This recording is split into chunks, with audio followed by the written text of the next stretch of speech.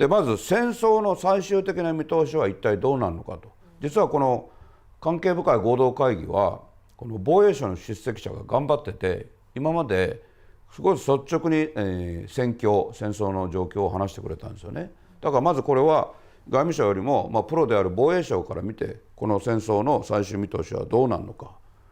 最終見通しの2点目、プーチン大統領の打倒っていうのはあるのかないのか。最終見通しの3つ目、経済制裁実は効いてないと言われていると。つまり経済制裁によって逆にロシア産の天然ガスや油の値段が上がってロシアはむしろ儲かっているという現実を考えると、経済制裁また強化するって言ってるけども、最終的には一体どうなるのか、この戦争を終わらせることができる効果があるのかというこの3点の最終見通しを聞きました。でそれに対して、防衛省はこれも僕ははっきり言ったと思うんだけど、今ウクライナ軍が反撃に出て失われた領土をかなり取り返していることがあるけれども、問題は気候ですと言った。このノルドストリームって新しいパイプラインが使えなくなってるから、余計ロシアの天然ガスの値打ちが上がっちゃってて、でまだ10月ですけど、これは本当の冬に入っていくとこのロシアに対して西側がもう強く出られない、具体的に言うとウクライナへの支援を続けられるかどうかがもう見えないですと。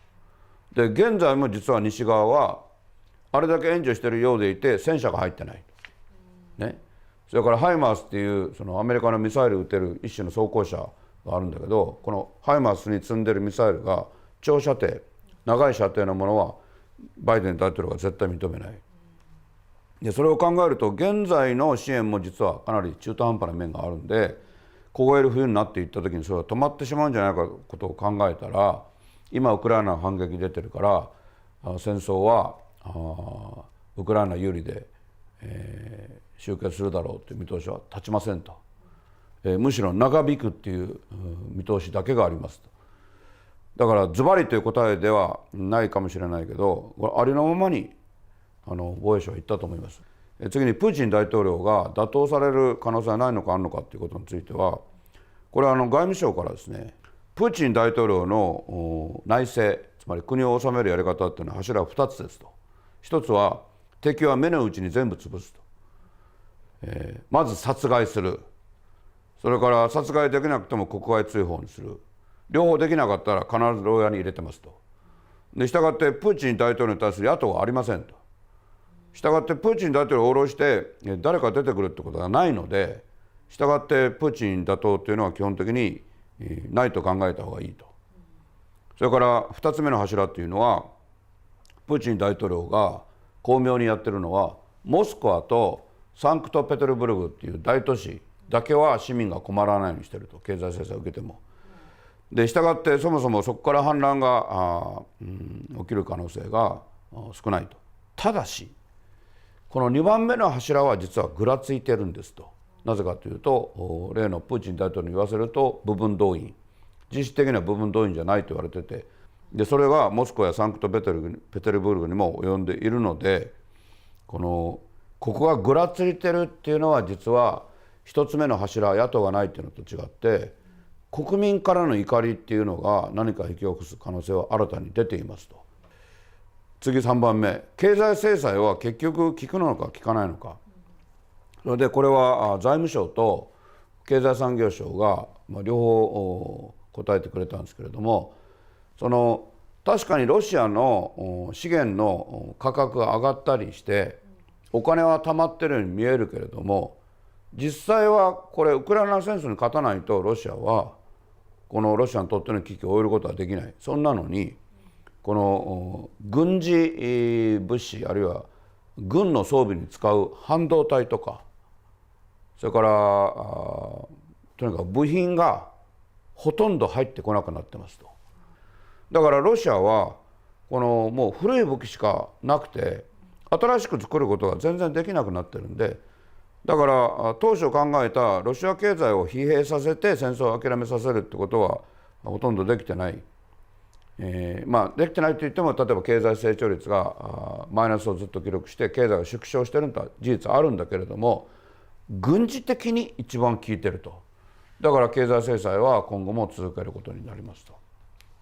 これで僕が聞いた3つに対しては全部答えが出たんですが、じゃあ全部を総合して、専門家の端くれとして私自身がどう考えているかというと、まずロシアの勝利はもうないです。したがって、ゼレンスキー大統領とウクライナの大統領ブレーンはすごく知恵があると思うのは、この今突然ね、ある意味突然プーチン大統領とは交渉しないって言ったでしょ。で前交渉してたんだよね。それがプーチン大統領とは交渉しないっていうのは、相手が弱くなって戦争にも勝ちがないので、プーチン大統領はこのテーブルの下でなんとか交渉に乗ってもらおうとするしかないってことを見抜いたから、バチッとそれを断ち切ったよね。それとウクライナはこの今の政権より前からヨーロッパ寄りなのかロシア寄りなのかってことも含めて、国の中がもう本当に揉めて国家としての統一性がかなり苦しかったのが、逆にこの戦争でこのギュッとこう固まって主権国家としての存在理由、存在意義をすごい確認し始めてるから、したがって、2014年に今から8年も前にロシアに奪われたこのクリミア半島も含めて最後取り返して主権国家としてのウクライナを作りたい、そして NATO にも入りたいっていうのをもう多分変えることはないと思うんですよね。そうするとロシアが滅ぶのかプーチン大統領が滅ぶのか、どっちかということになる。どっちかといえばそれはプーチン大統領の方でしょう。しかしプーチン大統領が仮に失脚する、あるいは最悪の場合、存在自体が消えてしまったとしてもロシアが民主主義になることはないです。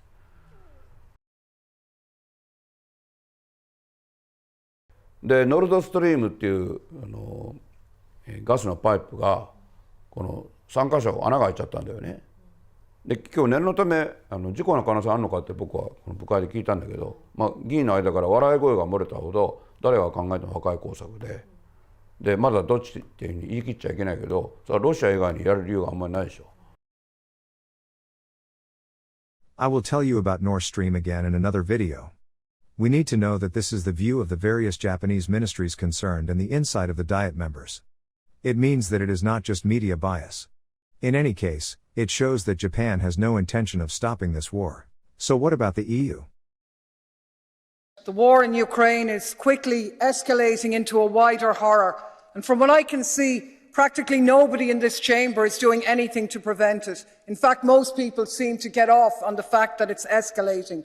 And at this precise moment, of course, as usual, the voices challenging the rush to war are attacked and silenced, smeared as traitors, cronies, Putin puppets, Kremlin stooges, Russian ages. Frankly, it's pathetic. And I don't make the comparison lightly, but the crudeness and cynicism of these slurs coming from mainstream EU parties might as well have been written by Hermann Göring, who infamously said that even though people never want war, they can be brought to war with threats and smears. He said, all you have to do, tell them they're being attacked, denounce the pacifists for lack of patriotism and exposing their country to danger. It works the same every way. Where he led, you are following. This House should be ashamed of this debate. Words are being twisted, meaning subverted, and the truth turned on its head. Opposing the horrible madness of war is not anti-European. It's not anti-Ukrainian. It's not pro-Russian. It's common sense. The working class of Europe have nothing to gain from this war and everything to lose. And I find it laughable that those calling for arms to Ukraine never call for arms for the people of Palestine or for the people of Yemen. Unlike you, I oppose all war. I want it stopped. I make no apology for that, and I'm not going to be scapegoated and labelled for it either. Claire Daly is an Irish politician and a member of the European Parliament. She has been a consistent opponent of EU interference and arms support to other regions, not only in the Ukrainian conflict.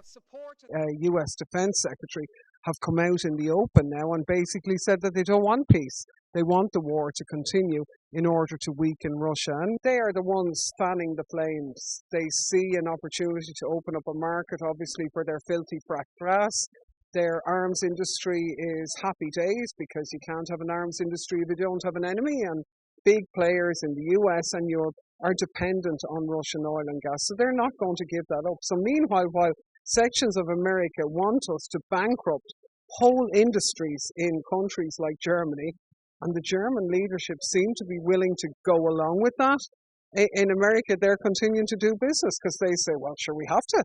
This is our jobs and our economy. We have no choice. I do think that a lot of people in Europe are scratching their heads. They don't know what's going on. They hate to see the destruction in Ukraine, but they're just getting this mantra of we need to send more arms, we need to send more arms, we need to have more sanctions, we need to have more sanctions. But they're not really getting access to critical thought about where is this leading? When did sanctions ever end a war? Current U.S. Secretary of Defense Lloyd Austin, after retiring from the military, is a member of the board of directors of Raytheon Technologies, a major military contractor. Finally, here is an excerpt from an interview with clinical psychologist Dr. Jordan Peterson. From London, this is Piers Morgan Uncensored. Well, he's a lot more like everybody else than anyone thinks. You know, the notion that he's Hitler or Stalin, that's just foolish. I don't see any evidence for that at all. I mean, first of all, Hitler and Stalin were very singular types, and there's a bit of Hitler and Stalin in everyone, so, you know, there's some truth in that. Maybe there's more in the typical Russian leader than normal. A bit of Hitler normal. in everyone? Really? There's more than a bit. Really? Oh, absolutely. Yeah, well, why would have Nazism spread the way it did? You know, people think, well, that's all top down. It's not top down. There's a part of people that are all these people who informed on Kate Berbalsing. Well, didn't Goebbels say that the way to get vast numbers of people to go along with what you want to do is to terrify them? You can do that. hold a grip of terror over them. Oh, yeah, but... And in a way, that's what Putin's now doing with the Russian people, where he's going back now into a position of they're all trying to get us, they want to attack us, they want to take us over. He's terrifying his people to rally support for what at the moment is a conflict he has started, which is not going the way he assumed. Well, the most, what would you say, the wisest commentators on totalitarian states, like Solzhenitsyn, and many psychological commentators, Jung was a good example of that, made a very straightforward case that you can't have a totalitarian state unless every single person is willing to lie about everything all the time. And you can think about that as top down because the leaders lie too. And they also enforce punishments if you don't lie. But then you can also think about it. The totalitarian spirit is replicated at every level of the society. And so in a truly totalitarian state, husbands lie to their wives and parents lie to their children. And the totalitarian state is actually the grip of the lie. And so, and people will certainly go along with that. I mean we're seeing that emerge here with cancel culture. It's like lie or else. Yes. It's like, yeah, well. And the Russian people will be bombarded all the time with state media propaganda and will be buying into a lot of what Putin is saying. Yeah. How does this war end, do you think? We're going to find out this winter. Well, I know what I would do in his shoes. I'd wait till the first cold snap and shut off the taps. Right. Well, because of course he's going to do that. He's got the control over the energy. Of course he's going to do that. He's already warned the West with his insistence that maintenance problems were necessary and the pipelines had to be shut down. Do you think he will use a nuclear weapon? If necessary, he'll use a tactical battlefield weapon. Even if it starts World War III? It won't. Probably. Why? Because we wouldn't respond? What's in it for us? If you let him do it and get away with it, where does that end? Then you are into a Hitler analogy. There's you can get yourself in a situation, no problem, where there's no good outcome. We're trying to do that right now on every front we can possibly imagine. We can easily get ourselves in a situation where it's hell this way and hell that way. That's highly probable. But should the Ukrainians give the Russians anything? When I was over there recently interviewing President Zelensky, what I was struck by was everybody I met in Kyiv, the capital city, were utterly resolute. Don't give them an inch of our land. Yeah, well, I can't speak to that because I don't know what the preconditions for peace might be. But I do know that naive notions that the Russians are going to lose somehow, or that we're going to win, I just don't understand. I don't understand that. Well, what do you mean we're going to win? What are we going to win here exactly? Well, I guess a victory would be that the Russians retreated from Ukraine. With Ukraine in ruins. Right. Well, okay, fine. That's a hell of a victory. Like, I think Putin could manage that because I think he could tell his people, and I think they might buy it. It's like, we accomplished our objective. We devastated Ukraine and we kept it out of the hands of the West. And that's not great. It's not what we'd hoped for, but it's better than the alternative. And I think they would buy that. And I think when Putin went into Ukraine, I thought a bunch of things, which I made a YouTube video about that. People criticized like mad. I thought, okay, well, what's happening here? Oh, I see. His end game for failure is that Ukraine is left in a smoking ruin. Oh, that's a victory. So then he can lose with impunity. Right. So how can we win? We can't win against Vladimir Putin anyways, because you cannot win against someone you cannot say no to. Period. And we can't say no to Putin because we sold our soul for his oil and gas. And we did that to elevate our moral stature in relationship to saving the planet. And so here we are, facing a very dire winter, hoisted on the petard of our own foolishness and moral presumption. We're saving the planet. We'll see. I don't think so. It doesn't look like it to me. And this is the most catastrophic issue here. Assuming that we're facing an environmental crisis of planetary proportions, which is not something I buy, by the way, assuming we are, well, then I would imagine that you would put in place measures that would ameliorate that problem instead of exacerbating it. But all the measures you're putting in place are actually making the environmental problem worse. So how is that even vaguely acceptable? And I look at that and I think, oh, I see. It's just like George Orwell said about middle-class socialists 50 years ago. It's not that you love the planet, it's that you hate humanity.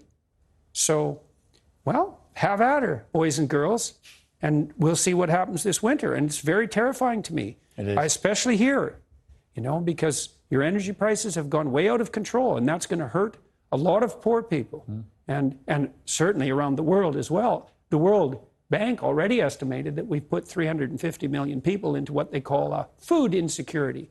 350 million. That's 3 times as many as the communists managed to kill. Maybe we can manage that in a winter. But the planet has too many people on it anyway, so, that's just poor people.